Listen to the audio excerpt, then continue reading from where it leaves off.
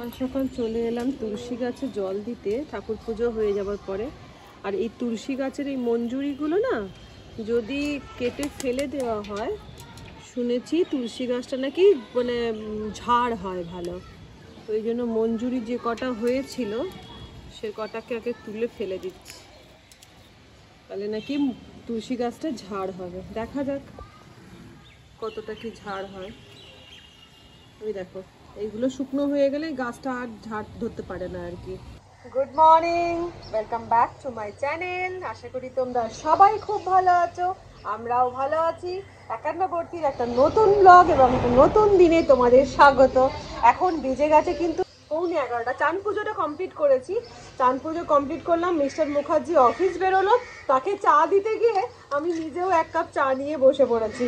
তো এখন জানলাই রেখে আমি ব্লগটা শ্যুট করছি। তো চাটা একটুখানি শেষ করে নিয়ে বাকি সারাদিনের বকবক তোমাদের সাথে শুরু করলাম। এই জানলায় দাঁড়িয়ে দাঁড়িয়ে প্রাকৃতিক দৃশ্য দেখতে দেখতে চাটা খেতে না দারুণ লাগে, বিশ্বাস করো। এই যে এখন চলছে ওই জন্য চা খাওয়া। ব্রেকফাস্ট করে ফেলেছি, কিন্তু ব্রেকফাস্টে রুটি আলু ভাজা খেয়েছি। এবার রুটি আলু ভাজা খাওয়ার পরে না চা খেতে বেশ একটু ইচ্ছে করে মনটা। চা আমার শেষ হয়ে গেছে, চলো এবারে বাকি কাজে হাত দেওয়া যাক। আর মানি প্লান্টের গাছটা লতিয়ে যাচ্ছে কিন্তু মানির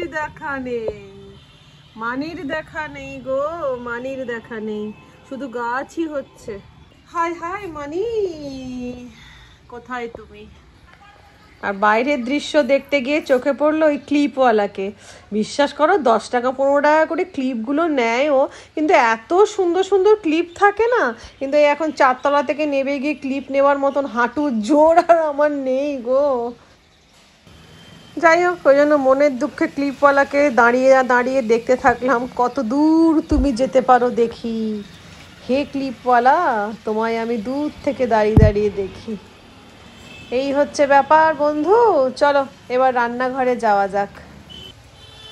আচ্ছা ওই দেখো আমার মেজো ভাসুরকে, ওই যে দোকানটা দেখছো না দূরে, ওই নীল নীল মতন দোকানটা, ওখানে চায়ের দোকান, বুঝলে?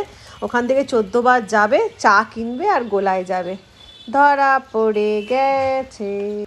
তো বন্ধুরা, এখন আমি রান্নাঘরে চলে এসেছি, আর আজ তোমাদের সাথে আমি শেয়ার করব পালক পনির রেসিপি। আর তার জন্য দেখো পালং শাকটাকে আমি এরম ঝুড়ির মধ্যে দিয়ে ভালো করে ধুয়ে নিলাম। এবার কড়াইতে আর সাদা তেল দিয়ে আর পনিরগুলোকে না আমি এরমভাবে কিউব কিউব করে কেটে নিয়েছি, ওটাকে আমি তেলের মধ্যে হালকা ভাজার জন্য দিয়ে দিলাম।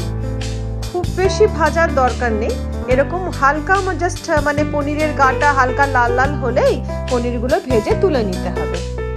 এদিকে আমি পালং শাকটা সেদ্ধ করতে বসিয়ে দিয়েছি। এটা মিনিট 5 সেদ্ধ করলে হবে, তাতে না গ্রিন কালারটা থেকে যায় আর কি। তো আর মাঝে মাঝে একটু নাড়াচাড়া করে দিতে হবে। তো আমার এদিকে পালং শাকটা মোটামুটি সেদ্ধ হয়ে এসেছে। পালং শাকটা সেদ্ধ হয়ে গেছে দেখো। এবার আমি ওই জলটা ফেলে দিলাম ঝুড়ির মধ্যে ঢেলে, আর তারপরে সঙ্গে সঙ্গে কলটা খুলে আমি ওর মধ্যে ঠান্ডা জল দিয়ে দিলাম, মানে পালং শাকটাকে ঠান্ডা করার জন্য দিয়ে দিলাম। যদি এই সময় ফ্রিজের জল ঢেলে দেওয়া যায় তাহলে আরও ভালো হবে, তাতে কি হবে বলো তো, এটার ভেতরে কুক হবে না আর কি।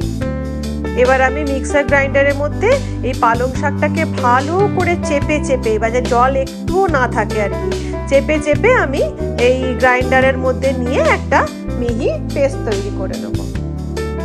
এবার আমি কড়া বসিয়ে দিয়ে দিলাম ওর মধ্যে হাফ চামচ মতন বাটারটা মেল্ট হতে আমি দিয়ে দিলাম হাফ চামচ মতন মেথি, গোটা মেথি। এতে না একটা খুব সুন্দর ফ্লেভারটা ছাড়ে। তো মেথিটাকে আমি ভালো করে আগে এটাকে মানে ফোড়নটা রেডি করে নিচ্ছি আর কি। তো ফোড়ন রেডি হয়ে গেলে আমি তেল থেকে বা বাটার থেকে মেথিটা তুলে, মেথিটা কিন্তু ফেলে দেবো, মেথিটাকে জাস্ট আমি ইউজ করলাম গন্ধের জন্য।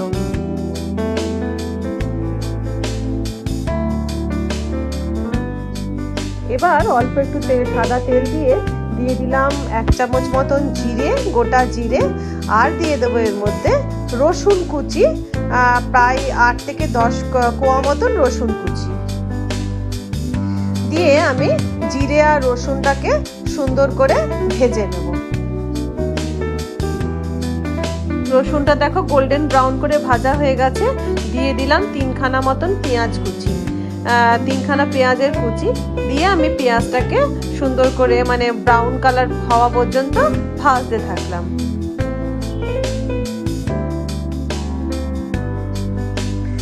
পেঁয়াজটা হালকা ভাজা হয়ে গেলে দিয়ে দিলাম এর মধ্যে 7 থেকে 8টা মতন কাঁচা লঙ্কার, মানে মিহি পেস্ট নয় কিন্তু হালকা মানে পেশা যেটাকে বলে আর কি। আর ঝালটা না যেটা নিজের ব্যাপার, তো আমরা একটু যেহেতু ঝাল খাই তো ওই জন্য 7 থেকে 8টা মতন কাঁচা লঙ্কা এর মধ্যে দিয়ে দিলাম। দিয়ে ভালো করে নাড়াচাড়া করে নিয়ে এবার এর মধ্যে দিয়ে দেবো হচ্ছে একটা বড় সাইজের টমেটো কুচি। টমেটোটা দেওয়ার পরে দিয়ে দিলাম স্বাদ মতো নুন, তাতে কি হবে টমেটোটা ভালো করে গলে যাবে আর কি পেঁয়াজের সাথে। তো ওই জন্য নুন দিয়ে আমি এটাকে ভালো করে নাড়াচাড়া করে নিচ্ছি। টমেটো, পেঁয়াজ, কাঁচা লঙ্কা, রসুন সব ভাজা হয়ে যাওয়ার পরে দিয়ে দিলাম এর মধ্যে 1 চামচ ধনে গুঁড়ো, 1 চামচ হলুদের গুঁড়ো দিয়ে আমি সব মশলাগুলোকে সুন্দর করে পেঁয়াজের সাথে ভাজা ভাজা করব। মশলাটা দিয়ে যখন তেল বেরিয়ে গেছে তখন আমি দিয়ে দিলাম এর মধ্যে বেটে রাখা পালং শাকটা। পালং শাক দিয়ে এবার আমি ভালো করে এটাকে নাড়াচাড়া করব।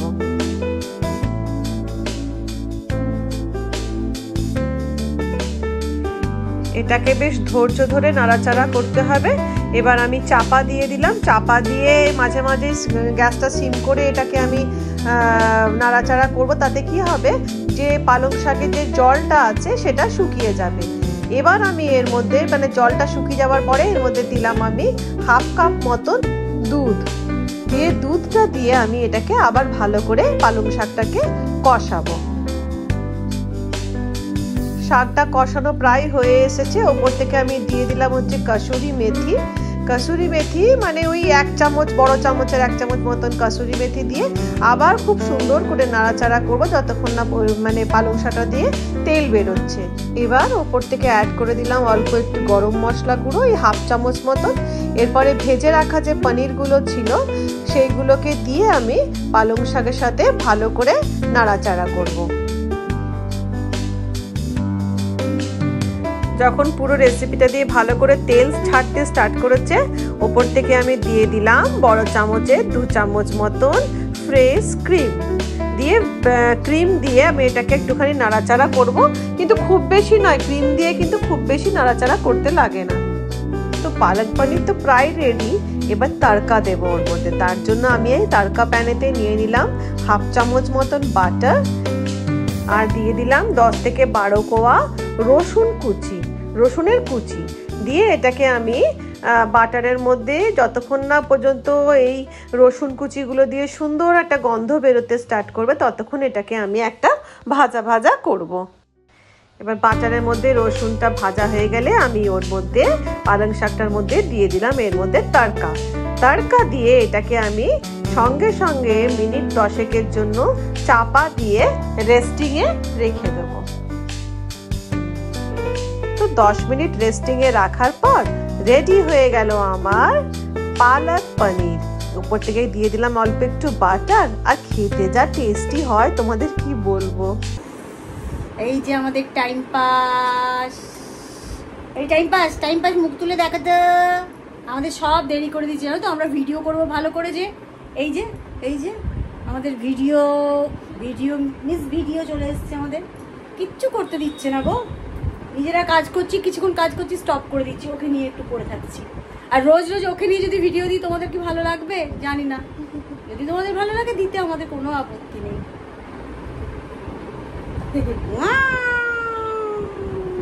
চোখগুলো জানো তো এই বড় বড়, কিন্তু এমন লোমে ঢাকা থেকে বোঝা যায় না যে অত বড় চোখ ওর। চম্পা খাওয়া হয়ে গেল? দেখো সারাদিন ধরে ঘরের কাজ, আজকে সমস্ত এগুলো যত মোছামুছি করলাম।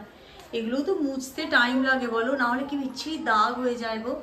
আর আমার খুব বাতিক আছে একটু ওই মোছামুছি পরিষ্কার করা, কি ভালো লাগে দেখবে। মোছামুছি পরিষ্কার করা থাকলে বেশ শান্তি মনে হয়, চারিদিক পরিষ্কার পরিচ্ছন্ন থাকলে কি ভালো লাগে।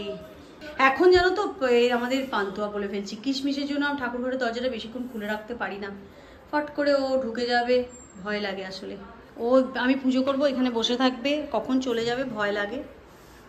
একজন অফিস করছে। গুড আফটারনুন বন্ধুরা, এই দেখো ঘড়িতে বেজে গেছে কিন্তু এখন 3টে। ওদেরও সব খাওয়া দাওয়া হয়ে গেছে। আর আমি দেখেছিলাম ওপরে একটা জিনিস মানে ওপেন করবো, এই যে দেখো এই যে দুটো জিনিস ওপেন করার আছে, তো ওদের সাথেও শেয়ার করবো প্লাস প্লাস তোমাদের সাথেও শেয়ার করবো। তোমাদের সাথে শেয়ার না করলে তো মন ভরে না, ওই জন্য দেখো দুটো অ্যামাজনের খুবই খুবই মানে কি বলবো লোভনীয় জিনিস অর্ডার করেছি। এবারে খুলে বলবো জিনিসটা কেমন হয়েছে। তো চলো প্রথমে একটা ওপেন করা যাক। এখানে কাঁচিটা আছে, হ্যাঁ ছুরি কাঁচি যাই হোক। এইটা হচ্ছে একটা মিনি সেলাই মেশিন, আমার এটা খুব দরকার লাগবে, যে স্টেপলার টাইপের। হ্যাঁ রে, এই দাঁড়া পান্তুয়া, পান্তা পান্তা দাঁড়াও। ও ঠেলে দে, এগুলো আমার কি সুন্দর রিল দেয়। মা এটা কি দেখি, ওই দেখো সুতো জড়ানো, এই দেখ দারুণ দারুণ জিনিসটা দেখ।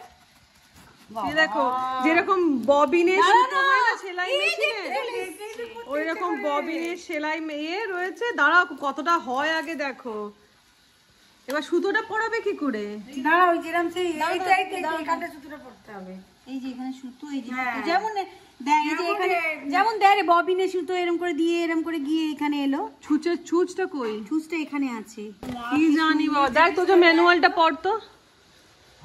কটা ব্যাটারি? ও আসল জিনিসটা ফাঁকা করে আমরা সেলাই করার চেষ্টা। কটা ব্যাটারি রে? 4টে। দে তো বাবু ব্যাটারি দে তো। হ্যাঁ ইমা সুন্দর সেলাই হচ্ছে। আচ্ছা इधर से इधर करूं, এটা তো ভালো ভীষণ ভালো। কিন্তু ম্যাক্সি গুলো বড় বড় ম্যাক্সি গুলো ঢুকবে কি করে? আরে ওই তো এরকম ভাবে দিয়ে দিবি। ওরে ম্যাক্সি সেলাই ওই যে এই দেখো তোমার মতন নাই ঠিক। হচ্ছে না রে, হ্যাঁ হচ্ছে না, পাতাগুলো বড়ই পড়েছি রে। হ্যাঁ হচ্ছে না। ওম সাইরাম, ওম নমঃ শিবায়। চলো স্টার্ট। না বলছি না এখান থেকে, না হলে এখান থেকে বেরিয়ে যাবে তো, তোরাই তো ভুল বলছিস। এই যে ডাক্তার বাবু বার করেছে, ডাক্তার বাবু ফাইনালি পেরেছে। দেখা যাক কতটা কি কার্যকরী। ম্যাক্সিলাম ওরা কালকে জুড়বা বয়ন সাজবে, এই জন্য এই ম্যাক্সি এক ম্যাক্সি। এটাও খোলা হবে, দাঁড়াও একটু অপেক্ষা করো। দামড়া ছাড়া বাচ্চার জিনিস কোথা থেকে পাবি? ওখানে ওই দিকটা তো হবে না, এই তো এই তো এইদিকে যাবে, এইদিকে যাবে তো।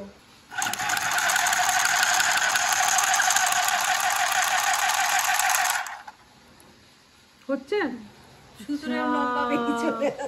জিনিসটা আমরা ট্রাই করলাম বুঝলে, সেলাই মেশিনটা মোটেই কার্যকরী জিনিস নয়। মানে এটাতে আমি অ্যামাজনে এটার রেটিং দিচ্ছি কি জানি, আমরা এখনো যদি বেবি হয়তো পারছি না, কিন্তু একদমই কার্যকরী নয়। যতটা অবশ্য 600 টাকায় আর কি দেবে, কিন্তু আমার কথা যে 600 টাকাও তো মিস ইউজ। এই যে সেলাইটা হচ্ছে, সেলাই কিচ্ছু পড়ছে না, সুতোটা যেই টানা হচ্ছে হুড় করে খুলে যাচ্ছে। দেখা যাক, এখন একবার চেষ্টা করছে, যদি কোনো সময় হয় তোমাদেরকে জানাবো। এবার চলে আসছি আমাদের নেক্সট বক্সে কি আছে তোমাদেরকে দেখাচ্ছি। আচ্ছা এবারে নেক্সট, এটা তো হলো না, এখনো মেয়ে ম্যানুয়াল দেখছে। এবার নেক্সট জিনিসটা দেখি কতটা আমি ঠকেছি না গেন হয়েছে। হ্যাঁ পান্তুয়া তখন দিবানিদ্রা দিচ্ছে। ওইটার মধ্যে আবর্জনাগুলো ঢুকিয়ে দিবি। হ্যাঁ এই যে নিয়েছি, এই যে সোফাগুলো, এইখানে যেহেতু আমার মানে ক্রিম কালারের ওপরে ফ্লোরাল আছে, তো আমার চেয়ারগুলো, ডাইনিং টেবিলের চেয়ারগুলো না ক্রিম কালার ছিল। হ্যাঁ কি হলো? না এবার চেয়ে ও ক্রিম কালার ছিল, এবার সেটা না আস্তে আস্তে নোংরা হয়ে যাচ্ছে, এবার পরিষ্কার কত করব। তো এবারে আমি নিয়েছি চেয়ারের কভার, দেখতে পাবি জামার মতন পুরো, দেখা তো পরা তো একবার।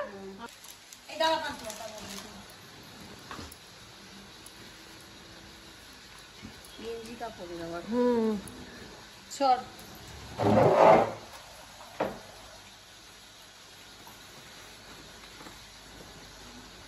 এটাকে জায়গায় জায়গায় বসাতে হবে। ভালোই লাগছে।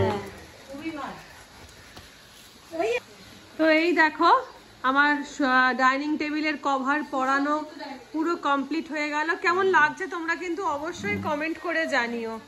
আজকে ডাইনিং টেবিল বল, আজকে ডাইনিং টেবিলও নতুন হয়ে সাজলো। না বলছে এখন আর ওইসব জিনিস ছেঁড়াছেড়িটা তো নেই, এখন তো ভালো মেয়ে হয়ে গেছে। হ্যাঁ, দায়িত্ববান দিদি, সেটাই হচ্ছে কথা। তো যাই হোক, মোটামুটি অ্যামাজনের প্রোডাক্টে একটাতে ফেল হলাম, একটাতে পাস হলাম।